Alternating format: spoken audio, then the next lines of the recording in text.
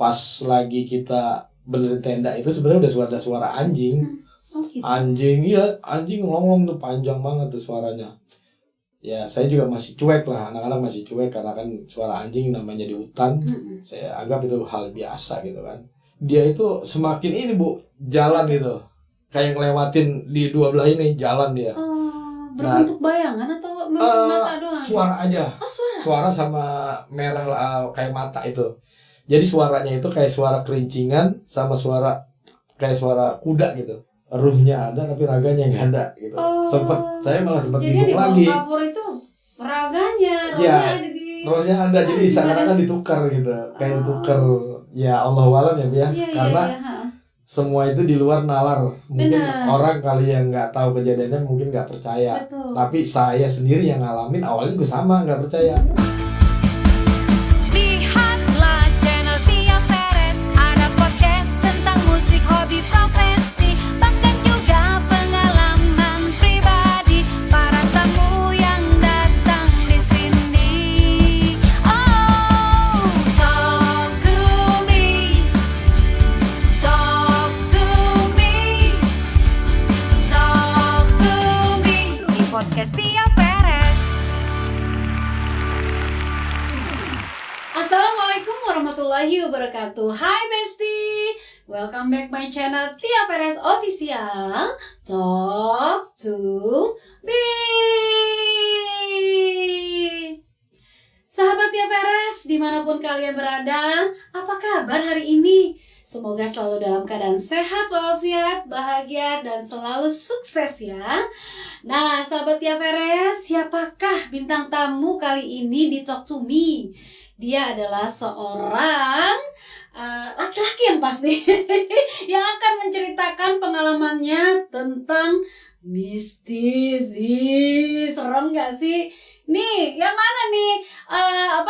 Sahabat Tia Perez yang sedang menunggu-nunggu tentang cerita horornya mana nih? Horornya mana nih? Nih, saya datangkan tamu kali ini, Mas Odi. Apa kabar? Alhamdulillah baik. Alhamdulillah baik ya. Coba disapa dulu dong sahabat Tia Pereznya. Halo sahabat Tia Perez, selamat sore. Ya, selamat sore. Aku manggilnya Mas Odi atau Odi aja? Odi boleh. Odi aja ya, biar akrab ya. Nah, Odi, ini sahabat Tia Perez nih udah lama banget nih sebenarnya menunggu-nunggu. Ada nggak sih nih bintang tamu yang mau berbagi cerita tentang pengalamannya dengan dunia lain atau dunia mistis. Nah, ada cerita nggak sih? Banyak sih Bu cerita. Nah, saya mau cerita nih dari awal pengalaman saya ke mistis ya. Nanti saya akan ceritakan tentang yang kejadian sama diri saya sendiri dan keluarga. Banyak nih kayaknya seru. Iya, ya. jadi kalau pengalaman saya pribadi itu kemungkinan waktu zaman SMA saya itu pernah jadi PASIS ya, anggota PASIS pecinta alam kayak gitu. Sebenarnya udah beberapa tempat kita datengin, cuman yang paling jadi pengalaman saya itu di Pondok Halimun, Gunung Gede ya tepatnya.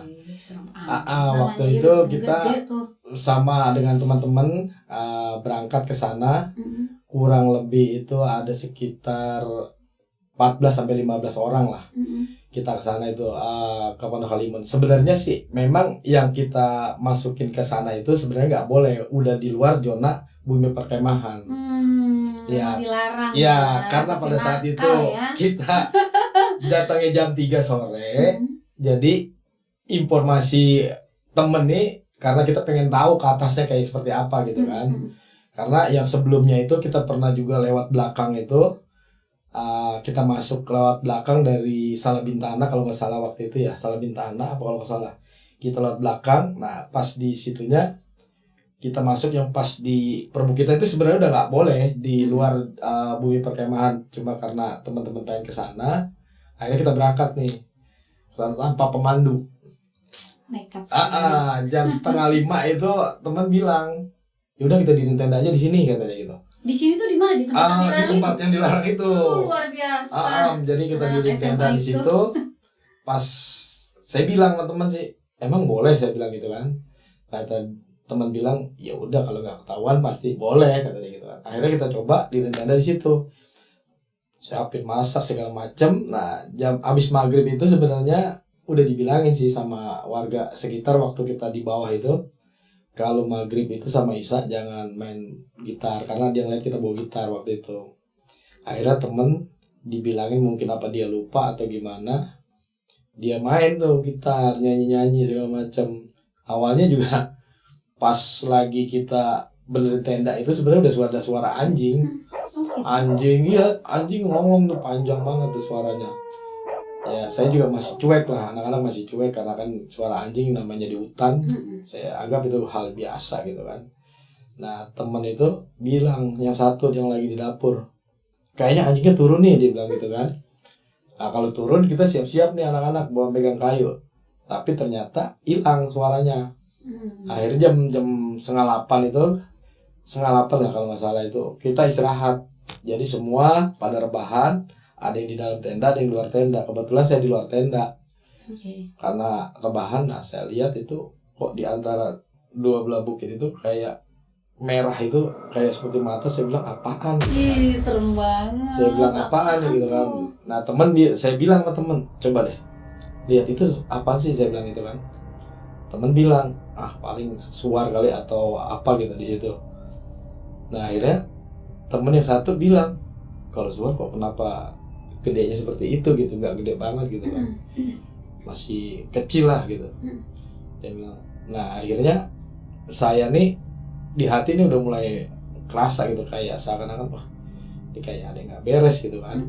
Akhirnya kita coba diemin, tiduran lagi sambil teman di sini sambil pada main gitar, saya sambil ngeliat ke atas kan. Waktu itu memang agak bulan sabit lah, nggak terang bulan. Dia itu semakin ini Bu, jalan gitu, kayak ngelewatin di dua belah ini jalan dia. Berbentuk bayangan atau mata doang? Suara aja. Suara sama merah kayak mata itu. Jadi suaranya itu kayak suara kerincingan sama suara kayak suara kuda gitu. Tapi ada kerincingannya gitu. Nah, nggak lama dia balik lagi. Saya bilang sama temen, coba kalau dengerin deh. Kok kata lu tadi suara, tapi kok berjalan gitu. Akhirnya pas balik lagi, 2 kali balik, bubar, kita kabur semua. Ditinggal tenda Bu semuanya. Terus? Ya udah, tenda tinggal sampai pagi. Itu kita lari itu sekitar jam 9, setengah 10 lah, turun dari atas. Karena kan dia tuh keluarnya ntar dia ngedip kayak orang ngedip gitu kan. Saya pikir juga apakah itu emang sinyal untuk, biasanya kan kalau di gunung tuh suka ada ya kayak apa sih namanya, pemancar lah gitu kan. Ntar dia redup, ntar dia ini lagi gitu kan. Nah akhirnya pas udah kejadian kayak gitu, kita lari ke bawah. Akhirnya di situ ada tempat makan, masih buka. Yang tadi sore bilangin kita, kenapa dek? Saya bilang, Pak, yang tadi Bapak sampaikan ke kita ternyata kejadian juga sama kita nih, saya bilang gitu kan. Akhirnya semua barang-barang kita tinggal. Akhirnya kita jam 3:30 pagi sama pemandu baru kita ambil barang-barang. Pulang. Habis itu.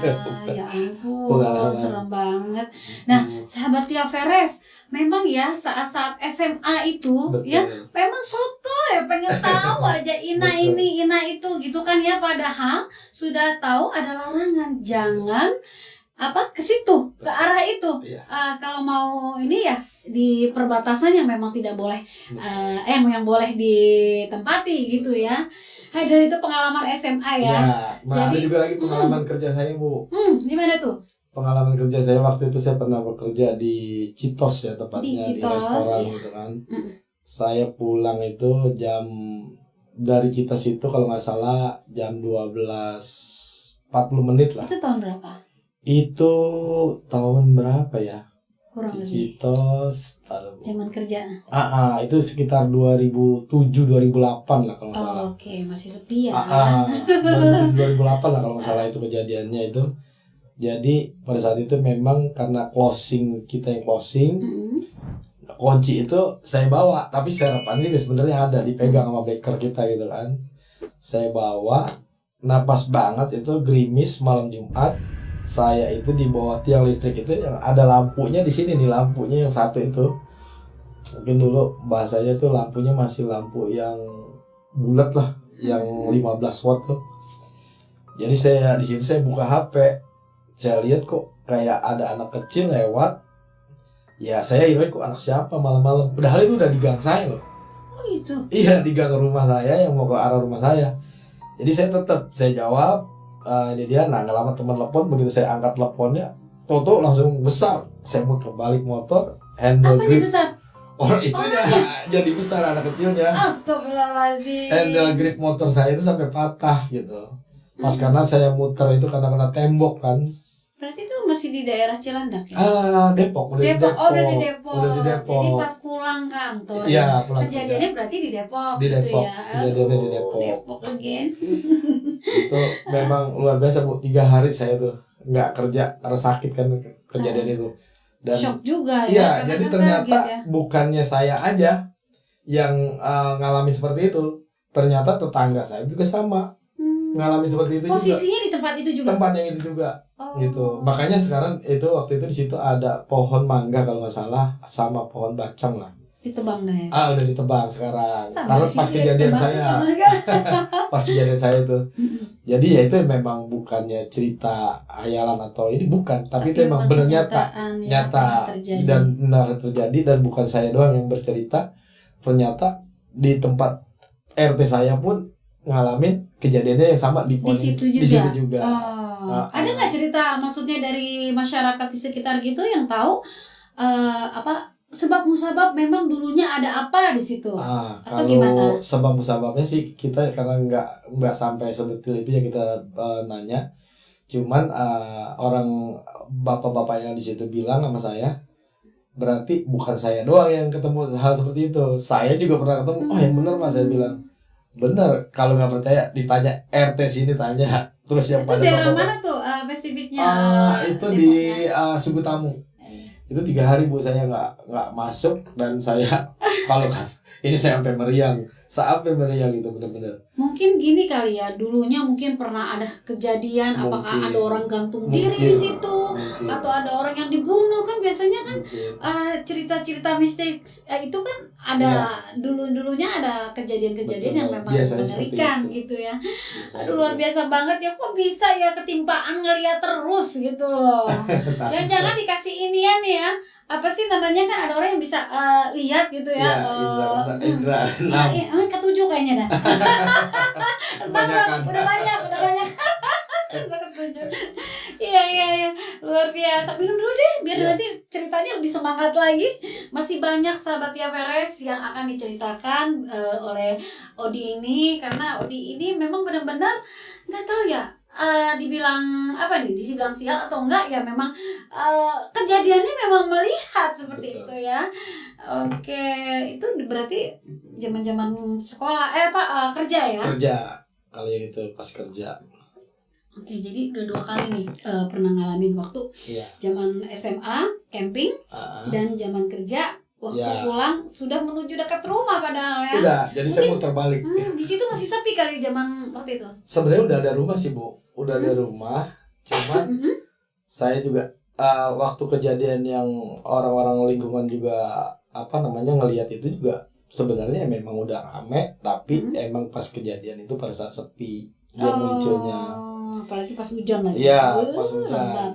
Kalau yang itu malah lagi yang anak-anak itu antara anak saya juga lagi beli rokok malah kabur balik lagi. Loh, tukang rokoknya nggak lihat? Enggak. Justru di depan itu. Jadi ini kan gang. Jadi ini jalan raya. Nah di jalan raya ini kan ada tukang rokok nih. Nah jadi anak-anak saya sama ini disuruh beli rokok sama orang lingkungan. Jadi dia baru sampai sini karena dia ngelihat di sini ada, dia langsung bubar kabur semua rame-rame. Udah berani Termasuk juga anak tuh saya. iblis ya memperlihatkan dirinya. Ini gue, ini daerah gue gitu kali ya. Makanya ditebang pokoknya itu dua-duanya. Tempat dia bersarang Iya. di situ. Jadi memang nah kalau udah ditebang gitu lari kemana tuh? Ya ampun, serem juga ya. Jadi bukan Odi aja yang pernah melihat, tapi masyarakat di sekitar itu pun pernah ngalamin ya. ngalamin. Aduh, jangan sampai saya ngalamin melihat hal seperti itu. Bisa kebayang-bayang terus nanti Iya, ya pasti kan? Bu. Ya, ada lagi nggak sih cerita yang mistik juga yang dialami oleh Odi? Ada Bu, sebenarnya ini kisah keluarga sih, keluarga saya, ya anak saya lah. Itu waktu itu dia main Facebook sih awalnya, kenalan dari Facebook. Usia berapa anaknya? Waktu itu SMP kelas 3, masuk 17 tahun. Masuk 17 tahun di tahun Ya, 2015. 2015. Nah, itu awalnya ya saya juga sih sebenarnya nggak tahu ya namanya, kalau udah dia pegang handphone itu pribadi lah mungkin kan. Iya. Cuman pas kejadian demi kejadian saya tanya, awal ceritanya seperti itu, dia kenalan. Nah, sempet dia bilang, dia nanya sekolah kamu di mana, alamatnya di mana gitu kan. Karena di Facebook itu kan biasanya ada detail alamat segala macam tuh. Nah, kalau sekolahannya dia nggak tahu. Akhirnya dia ke sekolahannya. Sempat ke sekolahannya. Siapa orang yang di Facebook ini? Yang di Facebook Laki-laki ini. yang usianya sepantar ya? Sama ya. Oke. Dia datang, dia temuin, dia kenalan. Dia bilang pokoknya dia suka gitu. Cuman anak saya waktu itu nggak menanggapi serius ya. karena dia takut lah, karena masih SMP kan. Satu, kedua juga kenalnya di Facebook. Iya, kenalnya ya? di Facebook. Nah, terus pas pada saat itu dia nggak tahu anak saya berbalik mungkin atau gimana, itu kayak disemprotin minyak wangi. Oh, sama laki-laki itu. Iya, disemprotin minyak wangi itu, dan baunya itu seperti apa ya, dia bilang kayak wangi-wangian bunga yang nggak enak lah gitu katanya. Nah, awal dari situ dia itu ngerasa kayak seakan-akan kepikiran terus. Itu kayak pelet lah, Mungkin peletnya seperti itu. Jadi dia mikirin laki-laki yang baru dia kenal itu kan. Betul. Nah, Iya. selang berapa hari itu ada, memang waktu itu yang nerima sih mungkin mamanya ya. Itu ada paket sih sebenarnya, isinya pas dibuka itu boneka sama kalungan. Boneka itu seperti apa? Maksudnya apakah boneka lucu atau boneka yang menyeramkan? Lucu sebenarnya sih, beruang. Oh, boneka beruang. Panda lah gitu, kayak panda. Iya, I know. Terus intinya kalungnya sih biasa ya, kayak dari kayak bahan gitu, sininya nih kayak model yang kayak tali-tali sepatu gitu. Tali-tali ya hitam lagi. Iya, warna hitam. Oke. Terus ada leontin enggak? Leontinnya saya lupa ya. Ada kayaknya sih leontin, tapi saya lupa ya leontin. Tapi dari kayak bahan apa? Kulit-kulit juga enggak? Kalau yang di sini ya ikatannya kalau nggak salah. Jadi dia agak panjang ngebelari nih talinya. Di ujungnya itu kayak ada kayak kulit gitu. Nah, semenjakan itu tuh dia itu udah mulai ada perubahan di anak saya. Jadi pendiam juga, kalau ya karena waktu itu kita, apakah nih anak lagi sedang marah sama orang tua atau gimana, kita nggak tahu ya. Waktu itu nggak ada pikiran yang lain gitu kan. Nah, tiba-tiba waktu itu hari apa ya, tuh istri saya tanya, kamu kemana, bilang gitu kan. Biasanya kan kalau belajar belajar kelompok kan. Ini tiba-tiba jalan aja. Saya pulang kerja, saya tanya, ini si anak saya ini pindah kemana, bilang gitu. Dia bilang lagi keluar, kata. Oh, belajar kali, saya bilang gitu kan. Saya juga nggak terlalu merhatiin dia kemana-kemananya. Nggak taunya istri saya bilang itu keluar dari pulang sekolah. Pas jam 7 baru saya kaget. Kok belum pulang gitu? Belum pulang, saya bilang gitu. Akhirnya saya cari tuh. Saya coba yang di HP saya ada nomor telepon temannya, saya kontak-kontakin. Nggak ada Pak, nggak ada. Nah, di situ saya udah mulai curiga. Jam 10 malam itu saya udah mulai benar-benar was-was. Kemana dihubungin handphonenya nggak bisa, ininya nggak bisa. Akhirnya kita coba tuh kelilingin Depok dah, yang di rumah teman-temannya semuanya yang saya kenal, yang saya tahu, saya datengin semua. Ternyata nggak ada. Nah, besokannya saya tuh udah punya pikiran nggak enak nih, saya harus keluar dari Depok gitu kan. Akhirnya saya coba ke puncak. Pulang kerja itu saya langsung ke puncak. Kenapa kepikiran ke puncak? Ya mungkin kan gini, biasanya sepengalaman saya dulu ya. Kalau anak-anak kan, ABG Depok lah bahasanya gitu kan. Biasanya suka jalan-jalan ke sana nih sama teman-temannya gitu kan. Melalui naik kereta kan mudah tuh dulu. Saya pikir ke sana. Saya ke sana. Saya cari semua tuh sampai Warpat. Saya liatin satu. Itu berangkat pagi, pulang saya dari sono itu jam 10 malam. Seharian saya cari, nggak ketemu. Pas hari itu udah nggak mikirin makan apa segala macam, udah nggak mikirin. Yang penting ada bisa berangkat buat ke sana gitu. Akhirnya saya pulang, nah istri saya nangis terus, ya memang nggak ketemu. Saya juga pada saat itu sempat kalut gitu mikirin, wah kemana nih. Akhirnya hari ketiga abang ipar nih, ya benar hilang pertama nih, kita udah kontak nih sama keluarga. Sebenarnya kita kasih tahu, maksudnya kalau mungkin di tempat saudara, di lingkungan gitu kan.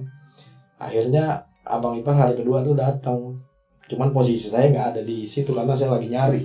Nah, datang nemuin, nah saudara juga bantuin tuh nyari. Nah cuman abang ipar ini bilang, ya coba deh gue ada kenalan yang orang yang bisa di bidang seperti itu, barangkali bisa dengan doa-doa yang dipanjatkan sama dia bisa pulang gitu kan. Akhirnya datang nih sore, tapi waktu itu saya memang belum pulang. Hari kedua itu abang ipar pulang kerja, dia bawa temennya datang, tapi sempat nemuin sih pas jam 10 dia masih di situ nemuin saya. Dia tanya kronologis kejadiannya, ya saya kronologis kejadiannya waktu itu emang belum tahu kayak gimana, cuman berangkatnya saya tahu gitu. Tapi setelah berangkat nggak ada kabar berita lagi, saya bilang gitu.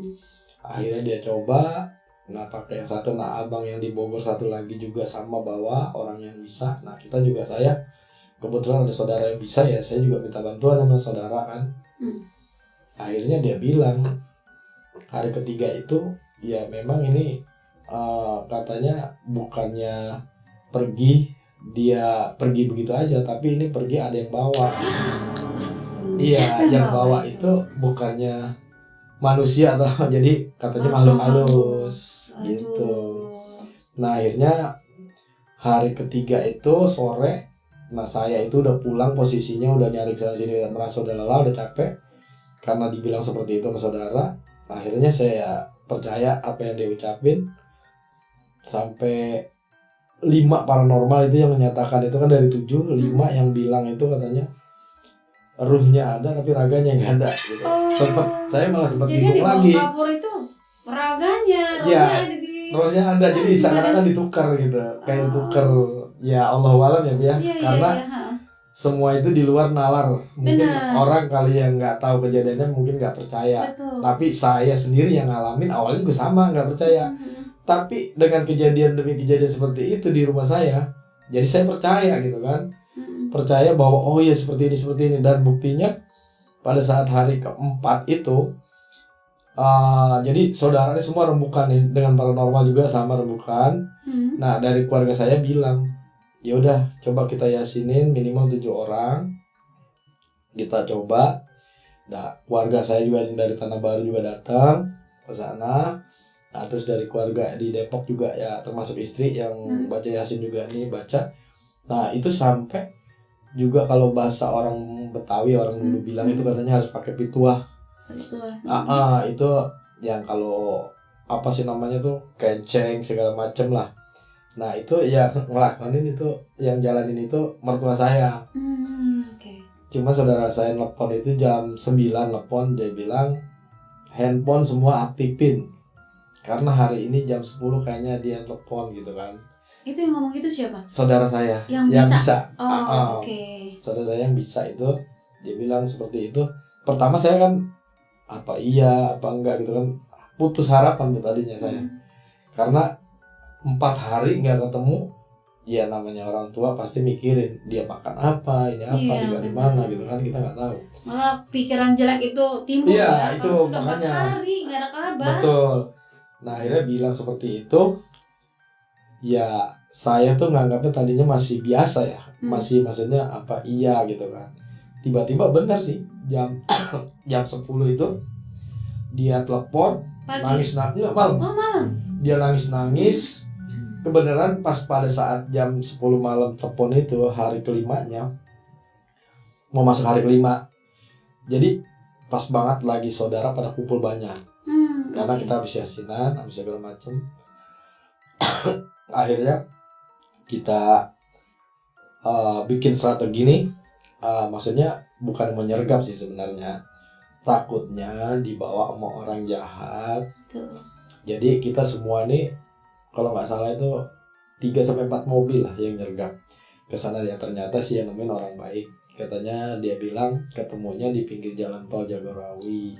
Aduh, Nah jauh dia banget. sendiri itu kalau nggak salah pekerja cleaning service yang nemuin. Lagi Dibawa. ngapain? Ya Lagi lagi jongkok? nangis, Oh. lagi diam, lagi nangis dan dia bingung kayak orang linglung. Ya ampun. Nah mungkin pada saat jam 10 itu ditemuin karena ya tadi ya karena pituah yang kita jalanin, doa juga kita udah jalanin, apa yang dibilang sama orang yang ngerti di bidangnya itu, akhirnya semua kita udah jalanin. Nah ketemulah dia, ketemu orang itu. Akhirnya sempat satu hari itu handphone itu bukan satu hari sih sebenarnya, hitungan jam lah. Dia ketemu jam setengah 10, dia sampai rumahnya katanya di handphonenya dicas. Ya antara jam 10 jam 11 lah anak saya itu ngabarin ke keluarga itu jam-jam, ya pokoknya jam-jam segitulah. Kalau nggak salah. Dia ngabarin, dia telepon. Akhirnya dia nangis-nangis, dia ini minta dijemput karena dia nggak tahu posisinya di mana waktu itu. Akhirnya ya coba kamu yang nemuin kamu siapa? Dibilang gitu. Berarti itu dia pakai nomor dia sendiri, Nomor dia sendiri, handphone dia. handphone dia masih ada nggak Masih hilang. ada ya. Cuman habis baterainya gitu, dicas di situ. Mungkin baru berapa ini kali karena dia udah pengen buru-buru pulang, udah sadar. Akhirnya dia telepon, cuman yang ngomong itu anak saya, bukannya orangnya itu. Akhirnya ditanya kamu posisi di mana karena nggak tahu, baru dia nanya sama orang itu yang ngomong, yang nemuin anak saya. Saya lupa namanya sih Bu, saya lupa namanya. Akhirnya kita datengin ke sana, itu pokoknya ya sampai di rumah itu jam 12 malam lah waktu itu. Tapi nggak putus di situ sih Bu. Jadi setelah anak saya ketemu, kita interogasi dia. Ya tadi yang saya cerita dari awal kronologisnya, karena saya tahu kronologisnya dari pas setelah kejadian. Awal ceritanya seperti itu, dia kenal dengan orang ini, dengan orang ini. Akhirnya kata saudara saya, coba deh sekarang kita balik, kata dia. Saudara juga pengen tahu kan maksud dan tujuannya dia itu seperti ini apa. Akhirnya kita coba gendam ke dia. Akhirnya dia datang tuh Bu ke rumah. Datang itu siang itu dari Cikampek ya, antara anak saya ya kalau di itu seperti ini lah, gedenya sama. Di anak saya tuh dia datang, tapi dia juga bingung, nggak ngerti apa-apaan karena kan digendam. Dia datang digendam. Akhirnya pas udah nyampe disadarin, pas disadarin baru dia gelagapan. Sempat saya bawa kantor polisi sih. Sempat saya bawa kantor polisi karena buat nyebut berkas. Karena anak hilang saya baru sehari, hari keduanya saya laporan. Jadi saya cabut berkas. Tadinya saya mau perkarain karena saya bilang alhamdulillahnya anak saya nggak diapa-apain, cuma diitin doang. Akhirnya saya bawa pulang lagi ke rumah. Tapi sorry, waktu anak itu hilang, yang laki-laki ini bercerita nggak bahwa perempuan itu ada sama dia, pernah ketemu sama dia selama dalam 4 hari itu? Iya, setelah kita panggil, kita dudukin di rumah, kita tanya-tanya, kita interogasi. Ternyata dia itu sempat disuruh ke Rumah. ke Kota Tua. Di Kota Tua. Nah, di Kota Tua di sana dia itu sempat ngobrol katanya. Sama itu anak laki yang itu. Oke. Tapi anak saya pas sadar dia itu kayak nggak ngobrol sama dia. Jadi yang ngobrol sama dia itu yang dia masukin orang itu gitu. Makanya dia katanya sempat si anak laki itu sempat ngobrol, sempat ini. Tapi dia katanya anak saya pulang. Dia juga pulang.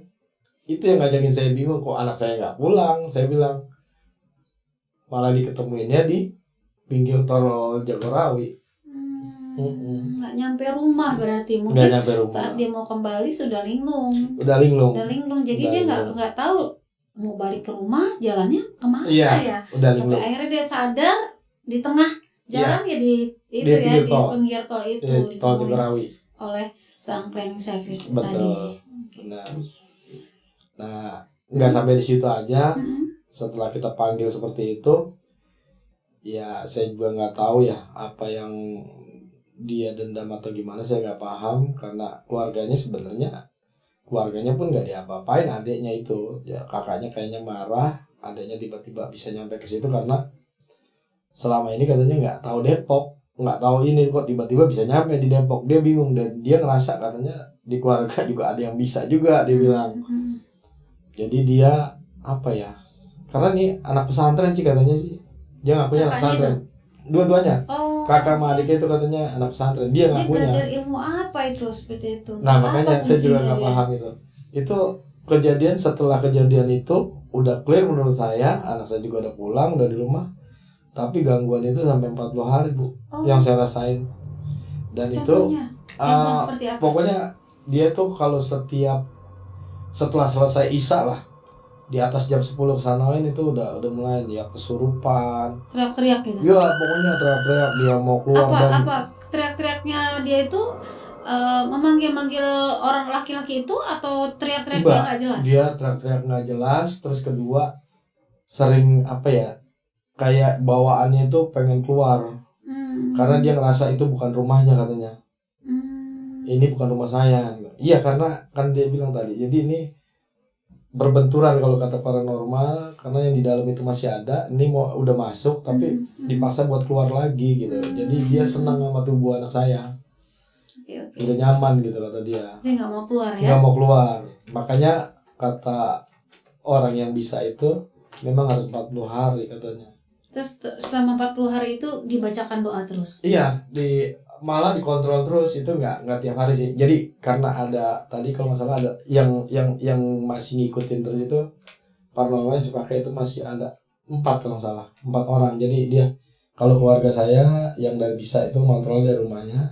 Nah kalau misalnya ya kalau yang lain itu suka datang berapa hari sekali datang. Nah, gitu. dari dari paranormal ini menjelaskan nggak sih bentuknya tuh seperti apa sih makhluk halus itu yang masuk ke tubuh Kalau anak? semua yang bilang itu sih namanya Leni, dia juga punya cewek, dia itu juga punya mas. Sebenarnya meninggal ketabrak kereta itu gara-gara diputusin gitu. Oh, Iya, karena karena putus cinta. Iya, makanya Makanya anak dia- saya tuh kalau kesurupan suka pengen mau mati dia, mau bunuh diri gitu. Makanya semua kan Aduh, serem kayak benda-benda tajam segala macam, sendok segala macam itu kita singkirin. ya. Karena takutnya kalau kita semua ketiduran itu yang repot. Kalau di sekolah gimana? Kan nggak sekolah waktu itu 40 hari. 40 hari. Iya. Tapi gurunya tahu gitu kenapa Kita tahu, gurunya Sampai tahu, semua juga tahu, dan dia itu selepas 40 hari ini ada kejadian ini lagi Bu, bukan itu aja. Jadi dia ya tadi ya bahasanya punya, orang bilang itu katanya punya indera keenam ya. Ya saya percaya nggak percaya, tapi dia itu pernah ngebuktiin di sekolahannya, dan itu sekolahannya SMP 7 di Radar Auri. Makanya saya sebut, mungkin temannya kalau yang lihat di channel ini pasti akan ingat, tahu anak saya, karena saya pernah melibatkan teman-temannya itu dengan hilangnya anak saya, dan pengalaman teman-temannya tahu anak saya seperti apa. Jadi di SMP 7 itu pernah katanya di ruangan itu ada anak yang ditabrak mobil sampai meninggal dekat sekolahan. Dan anak saya itu masuk, memang nggak tahu ceritanya karena kan itu kejadian udah lama dan guru itu nggak pernah cerita. Tapi pada saat anak saya setelah kejadian ini Bu, kejadian yang kemarin itu hilang 40 hari, jadi dia itu kayak seakan-akan di tubuhnya itu mungkin masih ada kekuatan ya, karena mungkin jadi kayak seakan-akan bisa ngelihat gitu. Jadi dia pernah duduk di dekat, jadi ini ruangan yang dikosongin satu bangku. Nah anak saya di sini. Jadi menurut teman-temannya pada jam istirahat anak saya ngobrol sama ya itu sama orang yang kecelakaan itu. Ngobrol, dia ngobrol, yang lain pada bingung. Ditanya sama gurunya, kamu ngobrol sama siapa Bilda? Namanya siapa ya waktu itu ya, enggak deh disebutin tapi saya lupa namanya. Jadi dia itu meninggal kecelakaan ini. Benar kata gurunya, dan fotonya pun masih ada. Benar, jadi Bilda waktu dikasih lihat fotonya nangis anak saya. Oh iya itu gitu. Iya itu dia katanya. Dan bangku ini, dan dia minta jangan berisik di ruangan ini. Makanya langsung sama gurunya pindah semua. Iya, itu salah satu kejadian di sekolahannya. Dan sempat Pilda ini saya berkali-kali dipanggil sama kepala sekolah, termasuk sama guru BP. Jadi ya bahasanya sih bukannya membuat kegaduhan, karena anak saya ini punya kelebihan kata gurunya. Jadi murid di sini jadi takut. Sampai yang di WC pun dia tahu jenisnya kayak gimana dia sebutin semua. Nah akhirnya saya bawa ke tempat saudara saya yang bisa. Pada saat itu ya ditutup mata batinnya yang untuk seperti hal seperti itu. Jadi udah nggak. Sekarang udah nggak ini lagi. Udah itu normal. kejadian dia bisa lihat semacam itu di usia SMP. 17 SMP ya. SMP. Waktu SD dia aman-aman aja. SD nggak ada masalah. Bisa gitu ya. Makanya kejadian demi kejadian ya awalnya tadi saya bilang percaya nggak percaya, saya sendiri ngalamin. Ya kalau kejadian yang mistis yang saya alamin oke lah, jelas memang depan mata saya. Tapi kalau ini hal yang goib memang benar-benar nggak kelihatan sama indera mata kita juga. Tapi saya ngalamin, dan informasi ini juga dari paranormal yang bisa seperti itu bukan 1-2 orang yang bilang seperti itu. Jadi ya pengalaman, benar-benar pengalaman saya seperti itu, Bu. Luar biasa ya. Jadi Odi ini, sahabat Tia Veres, Odi ini sudah beberapa kali mengalami melihat hal-hal gaib seperti yang tadi diceritakan ya. Sampai keluarganya pun mengalami, anaknya lah ya, anaknya itu anak pertama ya? Iya, pertama. Anak pertama wanita lagi, dan aduh luar biasa. Mengerikan kalau saya merinding saya dengarnya juga. Saya juga cerita, jangan kali Bu, saya sendiri juga merinding ya? waktu saya cerita. Tapi sekarang anaknya baik-baik saja kan? Alhamdulillah baik-baik aja, dan dia juga udah berkeluarga sekarang. Oh alhamdulillah. Iya. Jadi itu nanti sepertinya bisa buat cerita lagi tuh ya ke anak-anak dan cucu-cucunya nanti. Iya. Seperti itu. Makanya tadi sebelum berangkat, waktu Bang Imam bilang seperti itu, saya telepon dia. Dan dia bilang nggak apa-apa, jadikan itu histori buat dia. Iya, makanya nanti saya minta lagi juga.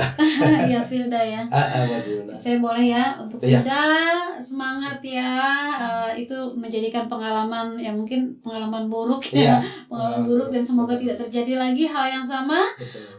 Dan tetap menjalani hidup dengan baik. Amin. Iya. Nah, Odi, ada nggak sih nih pesan dan pesan untuk sahabat Tia Veres nih untuk hal-hal seperti ini nih, bagaimana nih?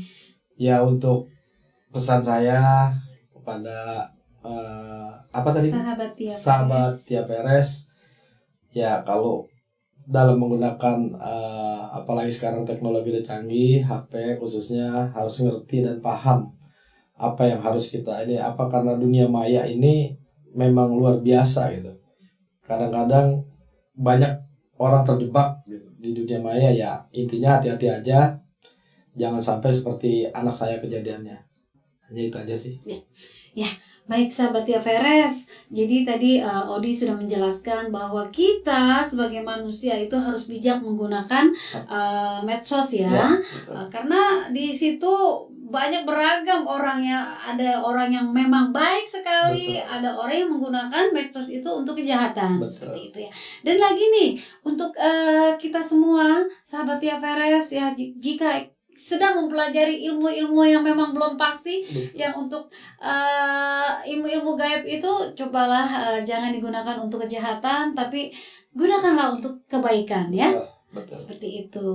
Contohnya untuk kebaikan apa? Yang mengobati orang yang memang terkena hal gaib yang jahat. Nah itu kan digunakan untuk kebaikan. Jadi nggak apa-apa. Seperti itu ya Odi ya. Iya betul. Oke. Nah harapan Odi gimana nih tentang dunia bergaiban gaib ini? Ya harapannya untuk kedepannya jangan sampai saya juga ngalami lagi hal seperti itu. Dan keluarga dijaga ya. Iya, keluarga juga dijaga. Ya, untuk sekarang ini saya lebih berhati-hati lagi sih dalam menjaga anak juga. Betul. Itu berawal dari medsos ya. Betul. Mengenal lelaki yang tidak baik dan akhirnya terjadilah hal yang seperti tadi Betul. diceritakan oleh Aldi. Oke. Sahabat Tia Veres, gak berasa ya sudah 30 menit lebih kita bersama di Talk to Me tentunya, dan bintang tamu kita kali ini adalah Odi yang telah menceritakan beberapa pengalamannya dari SMP, kerja sampai keluarga. Dia mengalami loh hal-hal mistik seperti yang tadi dia ceritakan.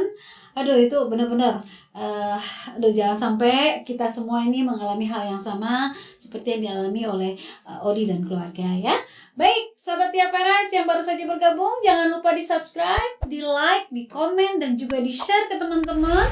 Jangan lupa channelnya adalah Tia Veres Official. Talk to Me pastinya programnya. Oke, sampai ketemu lagi di episode berikutnya bersama saya Tia Veres. Wassalamualaikum warahmatullahi wabarakatuh. Talk to Me.